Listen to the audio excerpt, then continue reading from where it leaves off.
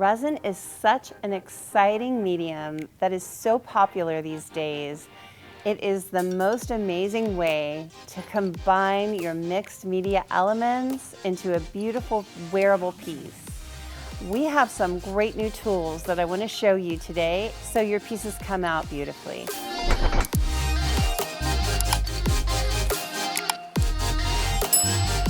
So we're going to start with this resin pendant.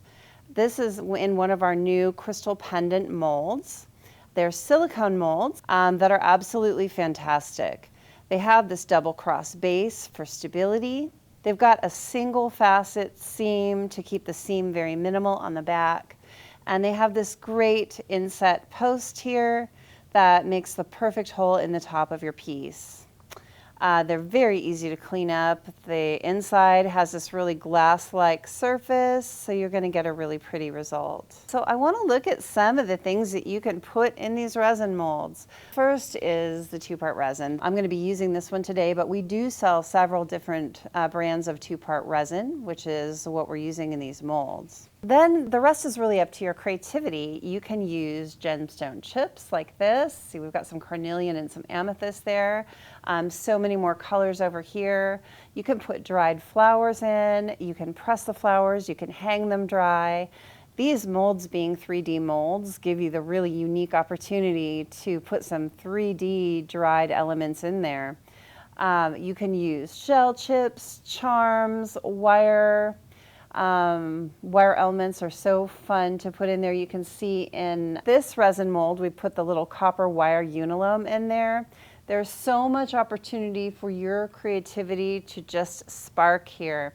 You can see in this little pendant, we've done a little beach scene. The bottom is actually filled with sand and there's a really cute little shell in there. You can see this one we filled with stone chips, gemstone chips, and put a copper element in there. So much you can do with them.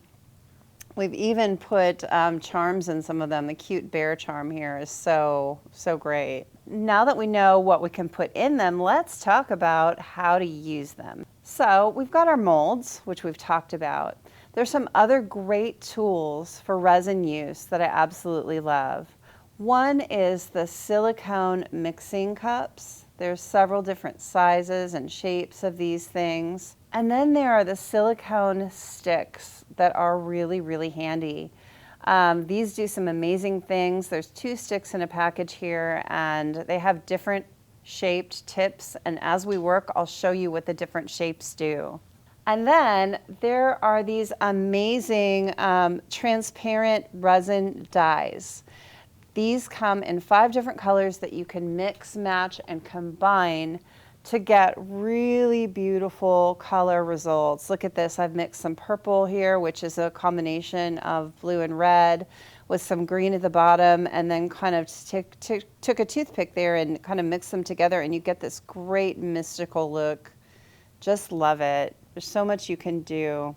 You'll notice that I have this silicone mat here. That is to protect my work surface. Resin is messy. When you're pouring resin, you are going to spill some, most likely. You'll get it all over.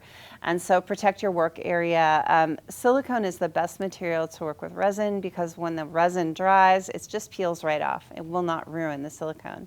That's why all of our tools and our molds are silicone. So the work area is important. I've got these 2 little mixing cups and a larger one, and then I've got this pour cup. This is also a mixing cup, but it's got this great pour spout here. These are the ones that I'm going to be using to mix today.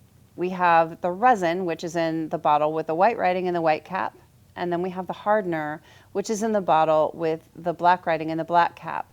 That's very specific because you never want to mix up the caps because you can ruin your resin if you do that. This hardener activates the resin so it will harden. If you never mix them, they will stay liquid. So when you're mixing easy cast resin, you mix it by volume, not by weight. Some people want to weigh out their resin. They'll put the little cups on a scale and pour exact weight amounts in to mix up. But the hardener and the resin are actually a different weight. They're not the same weight, and you really want these by volume. So always mix by the same amount. So I have these 2 little cups, and here's my mold. I'm going to put that next to them. I feel like if I fill up those 2 little cups, I'm going to have more than enough to fill up my mold. You just want to make sure that you have enough. I'm going to open up my resin, which is the white cap. And I'm going to fill my little cup almost up to the top.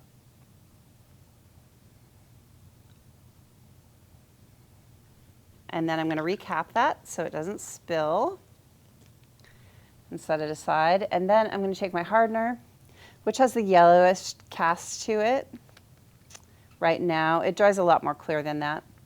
And I'm going to fill up my second cup. And I'm going to fill it up the same amount, so I'm really eyeballing that closely.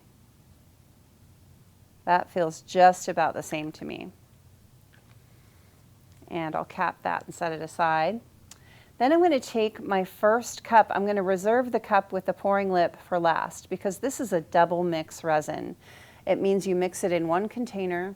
When you've finished mixing it in one container, you pour it in the other container and you mix it again. All right, so I'm going to take my first part and I'm just going to pour that into the larger mixing container. And the coolest thing, one of the coolest things about these silicone containers is that you can squeeze them together really tight and get just about every drop of resin out of there. I love that.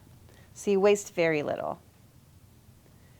And the same with this one. I'm going to squeeze it together, get every drop out of there. Okay, and I'll set those aside. I don't need those anymore right now. And then I'm going to take a popsicle stick. This is my favorite tool for mixing resin. Now mixing the resin is important because the resin is naturally going to create bubbles when you mix it, and you want as few bubbles as possible. So if you mix it very carefully, you'll create less bubbles to have to get out later. So I like to just put it straight down slowly. And then starting in the center, I'm going to anchor my container here. I'm just going to slowly mix it in like an ever-widening spiral until I get out to the edges. And I'm doing this for 2 minutes in the first mix. So I have my timer set, and I'm going to go for 2 minutes. And I'm going to go all the way out to the edges, scrape the edges, scrape them all the way back down, and then make a spiral back to center. And I'm just going to continue this motion gently and slowly for 2 minutes. So our 2 minutes is up. So I'm going to go ahead and scrape the extra resin off my stick.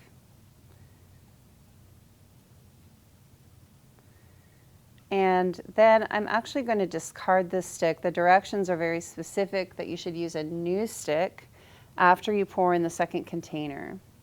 So I'm going to take my pouring container and I'm going to pour all of my resin in there. And I want to squeeze that out, get every drop that I can. And then we're going to get a new stick and I'm going to mix it again for another minute. Okay, it's been a minute. I feel like it's very nice and thoroughly mixed. We've done our double mix. I'm going to pull my popsicle stick out. And we're going to add some color to this resin, so I'm just going to set this aside because I'm going to use it in another minute here. The next thing we're going to do is add color, and then finally we're going to add a little heat to get rid of any bubbles that are in there. So we've got these great transparent resin dyes. This is a green. Now to make this blue-green kind of oceany color, I added 1 drop of green and 2 drops of blue, so that's what I'm going to do. You can add a little less if you want a lighter color. You can add a little more if you want a little darker color.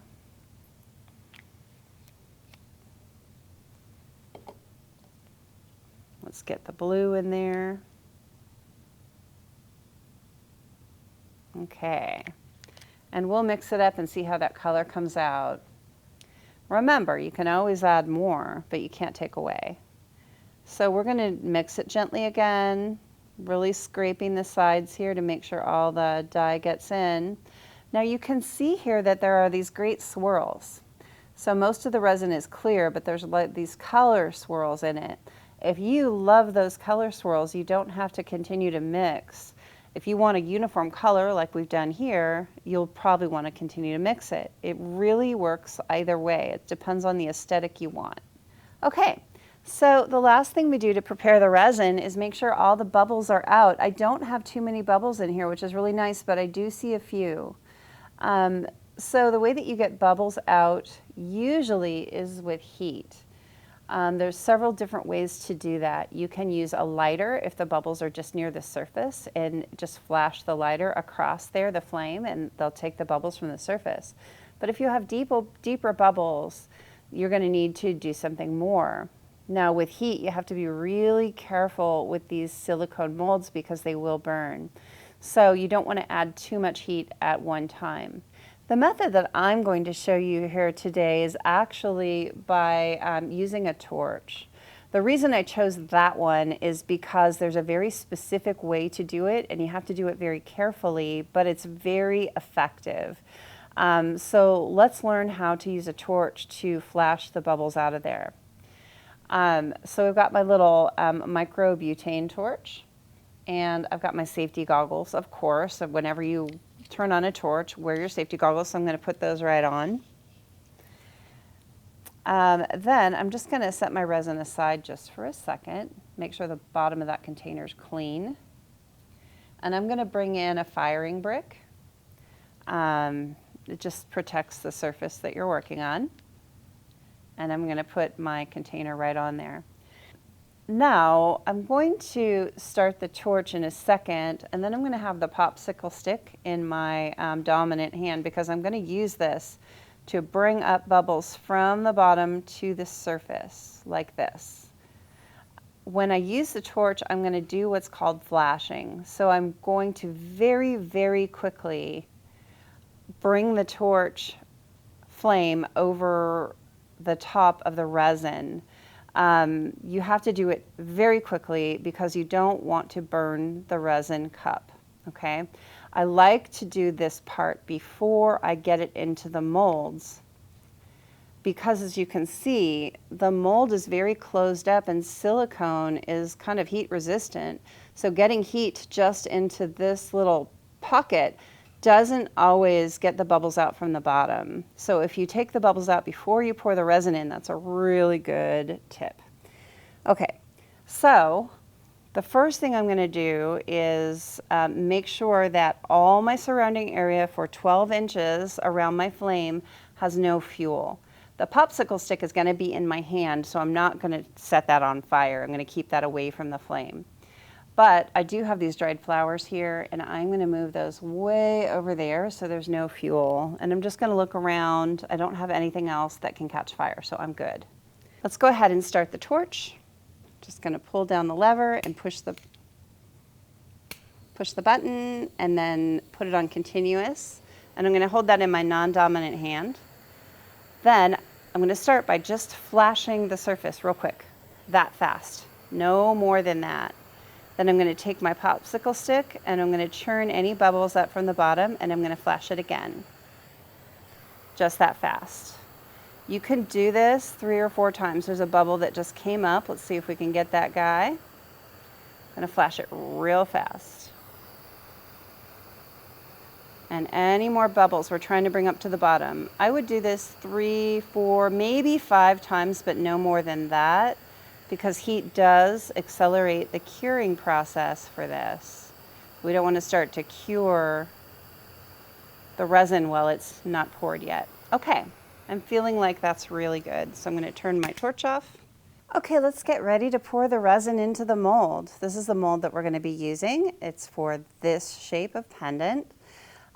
Some people like to use a mold release, which is an agent that you put inside of there that makes it very easy to pop out at the end. However, with these molds, I have not had any problem just popping them out all on their own. So I'm going to pour the resin in there dry.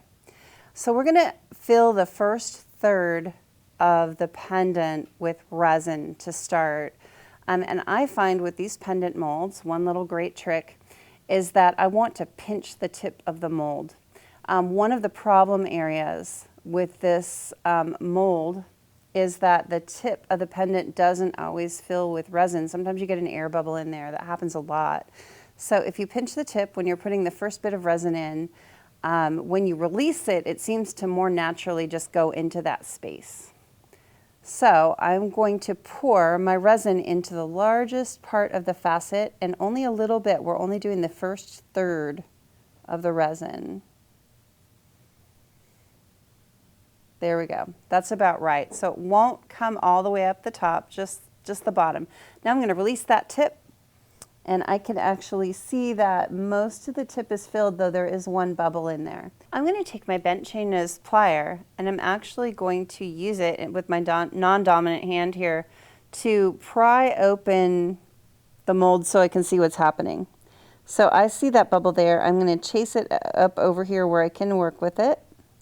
And there it is. There's just one little bubble there. We did really well getting the bubbles out of here. But now it's somewhere that I can see it. So you can try and pop it, but they're very challenging to pop. So what I'm going to do is I'm going to actually chase the bubble up and out of the resin and like take that little bit of resin actually out of the container. Okay. So that bubble's taken care of. I'm just going to look for any other bubbles. Well, this is a really good pour. We don't have a lot, but that's how you deal with bubbles. Just look all the way in there and just make sure there aren't any that are gonna affect your piece. One of the really great tips that I have for you in working with resin is wet wipes. So you can use baby wipes or alcohol wipes, whatever works for you. But I really like to use those to keep everything nice and clean. I'll get the little extra resin off the top here so I don't get it all over my fingers. And just set that aside. I know I'll use that again. Now we've got our resin in there. I'm going to grab my dried flowers. I really love the look of the dried flowers in here. What do you like to put in your resin? Do you like gemstone chips? Do you like charms? Do you like shells? I'd really like to know what you like to put in your resin, or what you'd like to if you haven't done it yet. Do you have ideas? I'm going to grab some different plants out of here that I want to put in. I really like the plant life look. And so I'm going to grab my little flesh cutters and snip it where I want it. So I want it not all the way to the tip, so I think I'm going to snip it right about here. And I'm just going to get rid of the piece I'm not using. And so there's one of my pieces. I'm just going to take my bent chain nose pliers and grab that piece, and I'll just kind of widen it with my fingers a little bit and just place it in there. Okay. And then I think I'm going to grab a little of this bush. I really like this one, this little curved one. I'm just going to grab a piece off of that. And I've got a pretty good grip. I'm just going to set it in there.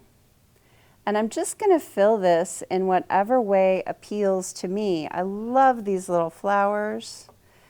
The 3D look of them is really cute, so I'm going to put a couple of those in there. Not too many. I just want a little bit of a floral look. I think I'll put 3. I like odd numbers. Now that I have what I think I want in there, I'm going to take my pointy stick. Let me just move everything around a little bit. And I'm going to manipulate it. I want those flowers more toward the front and the bottom, so I'm going to move them around a little bit in the resin. If I wanted, maybe I could have put one in there first, but I wanted it to be a really subtle look with the flowers. I really want it to be more about the plants. And I think I want just another little bit of plant life in there. I think I'm going to grab this guy and cut him off there. And I'm going to grab my pliers so I can position that really well in there. And I'm just really filling it up to whatever level feels good to me. I love the 3D ability of these molds to create something captured in a 3D way. Okay, I'm going to kind of look at the bottom See what it looks like from the bottom? I'm really liking this. I feel like it's good. Now we're going to fill that up a little way more with the resin. You don't want to do all the way to the top, and I'll show you why in a minute. But I'm just going to, for ease of pouring, grab my chain nose pliers and just scooch that open and just gently start pouring resin in. And I'm pouring about another third of the way. I don't want it full. So the resin is about to this level right now, about 2/3 of the way up. Now the whole tip is empty and part of this part is empty. I'm actually going to kind of invert it a little bit and let resin pour into the tip. And I want it to go around that post and fill up the tip, and when it starts to bubble out the top, I stop. Okay, now I just want to quickly, the resin is pretty bubble free, but I want to just check for any obvious bubbles. I'm not seeing any. If I did see some, I would chase them out with my little stick. Just kind of poke around in the tip and make sure the tip is bubble free. It really pays to take your time with this part of the process. Okay, I'm feeling really good about that. I am going to pour some more resin in. Now I'm going to fill it close to the top this time, so I'm not going to pry it open because when it's pried open it leaves space for resin to flow over the sides. So I'm going to very gently pour in the widest part of the mold, just a few drops at a time. And you can clean up your cup if you need to. Okay, a little bit more. Don't go hog wild with it, just be careful. And then when you get close to the top, invert it a little bit and pour it into the tip so it bubbles to the top of the tip here. There we go. And then a little bit more. Okay, it's not quite to the top. There's just a little bit left. I'm going to check again for bubbles. I know it's a little bit tedious of a process, but it's worth trying to get them out for the beautiful result you get at the end. All right, feeling good about that. Cleaning up as I go. All right, let's do the last little bit. So we're just going to pour a few drops in the very end here, and it will settle because it's nice and level here because of the way that the frame is built. Clear up any little drips there. You don't want to get it on the outside of the mold if you can help it. Few drops more and just keep going. Let it settle. Take some time. Few drops more.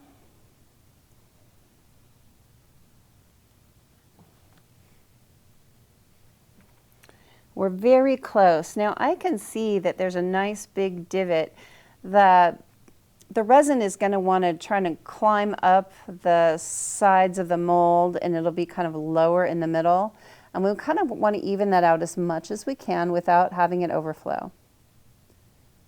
So a few drops more, let it settle. And we're so close to done here.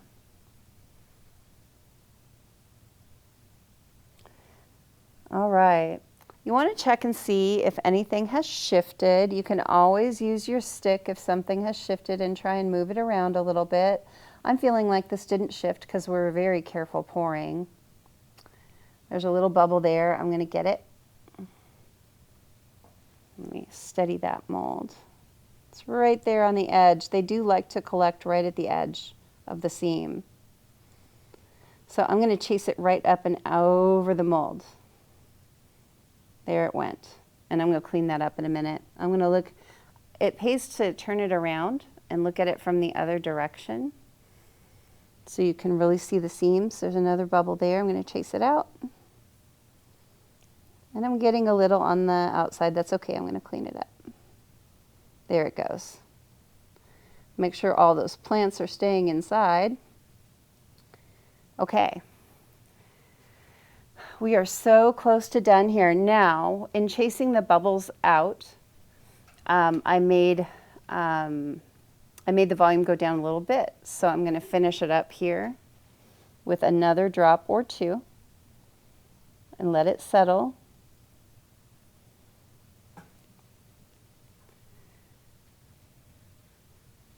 All right, last but not least, I'm going to take my wet wipe and I'm going to clean up the outside of the mold. And then there's just a little bit on the edges, and the reason that's important is that that will be attached to the resin on the inside of your mold. So if you take some alcohol and a cotton swab, let me get that. I'm just going to get a little bit of alcohol. I don't need a whole bunch there.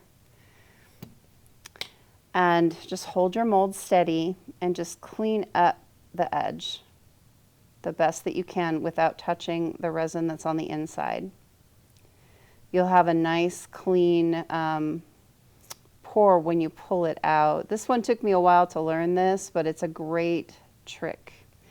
Okay, then you're just going to leave this to sit for 24 hours for a soft set. 72 hours will be really hard, but after 24 hours you can pop it out of the mold just fine. Okay, let's set that aside. So here we have one very similar. I actually used a different shape mold. I used the one that makes this shape of pendant. It's very similar in size. It's just got a gentler curve. We did the same plant life inside though. So look how easy this is to do. You just grab the sides of the mold. You don't have to be too careful. It is set really nicely after a day, 24 hours. Don't try and take it out before that. And we're just pulling it off. Look at that beautiful glass finish. I actually haven't seen this one. This is the first time it's coming out of the mold. It came out so nice. Check that out. I love it. So flipping it around, you can see the seam. So here's where the resin kind of crept up the sides of the molds and dipped in. And we are going to do something called doming to clean that up. Now, if there were any little bits that were kind of spilled over the side that you didn't see, you can take your flesh cutters and just kind of cut those off. You can also take sandpaper and sand the edges a little bit. Just be careful. If you do that, you need to have all the progressive sizes of sandpaper from coarse to super fine, and you have to do them all, starting with the coarse all the way to the super fine to get the nice clear finish again. There is a little trick to that though, and I'll tell you here in a minute. So we're not going to sand it, we're going to dome it. So we've got this resin that we've prepared. I'm just using the same resin, but you would mix up some new resin with the same color, so it's about the right color. And then I like to use this little pointy end of the stick, of the silicone stick, and I just dip it in and get a drop of it, and I quickly hold it over the widest part of the seam here. And you can see that I've got it set in a piece of scrap clay. I just used poly clay. So it's nice and level because we don't have that mold keeping the end level anymore. We have to have something to level it. And have your container really nice and close to your piece so it's just almost right over it. So I'm pulling out a drop and then I'm just dropping it into the widest part of the seam. And then I like to pull it up a little bit to kind of spread it out more quickly. I don't want to wait between drops for it to spread. Get another drop, let it kind of settle a little bit, pull it up the seam, and you want it to go all the way up the seam by the time you're done. Gonna get another drop here. Oops, I lost it. There we go. And let it come all the way up the seam. You don't want it to go over the side of the facet. If it starts to run over the side of the facet, if you put too much, let me show you. You would quickly take your wet wipe, get this out of the way, and hold your piece, anchor your piece, and just clean up the side like that. And stop the overflow because it will just keep flowing down and down and down, and it will actually kind of a chain reaction. All your wet resin will flow out. So you want to stem any overflow real quickly. Just make sure and clean up the side of your piece real quick. Okay, so let's continue doming. So we're getting pretty close. It's looking really good. It's filling up, but it's not quite there yet. So I'm going to grab another drop, not too big of one. Drop it in, and I'm going to pull it up the seam. So it's really filling in that space. And then I'm going to, once I feel like it's pretty full, I'm going to take the very tip of the pointer and I'm going to go right along the edges and make sure it's pulled up to all the edges. You can really manipulate the resin by doing this. Just make sure it's filled in really good. I'm going to go all the way up here, and then above the little hole, I'm going to take a tiny drop and I'm going to fill it all in its own because it's not kind of getting resin from the bottom part. The hole kind of makes a little stopper. So I'm filling that part in. Then along the side of the hole, I'm drawing the resin down to meet the other wet resin on both sides. So it really will be a nice, clean fill here. You want it to run nicely and smoothly up and down the whole thing. And then just kind of check it from all angles.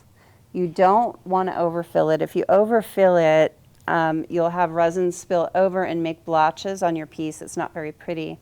It's actually better to dome it in 2 stages. So I would do this, I would let it cure for 24 hours, and then I would come back and do it just a little bit more so we really fill in that space exactly how we did it now. And again, clean up any fingerprints. If you have sticky resin on your fingers and you get fingerprints on your piece, just clean them up with a wet wipe right away and you're fine.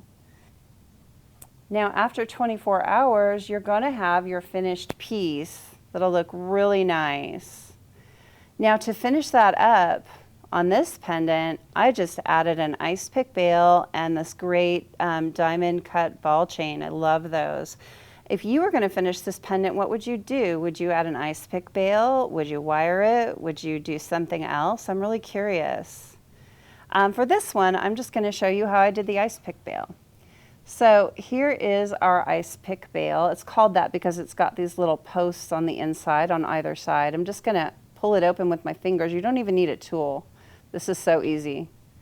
And those little posts are going to go right into the hole on either side. And I'm just going to squeeze it together with my fingers. Literally that simple. And that piece is wearable now. Then you just grab your little chain. I love this diamond cut ball chain. That's one of my favorites. Just kind of put that through the bail at the top of that ice pick. And there you have your gorgeous Plant Life crystal resin pendant. So pretty. Okay, thank you so much for being with us here today. I hope you've got some great tips and tricks on how to use these brand new resin tools. I hope that you use your creativity to do some amazing things, and be sure if you make something, post it on our website. We want to see what creativity this has sparked in you. Thank you so much. Make sure and like the video. We love that. That helps spread it. Comment any questions you have. We'd love to get back to you on those. We're always happy to do that. And be sure to follow us, subscribe to us on Facebook and on YouTube. Become part of the Fire Mountain family. Check out our website for more lovely tips and tricks on all kinds of types of jewelry. All right, we will see you next time. Take care.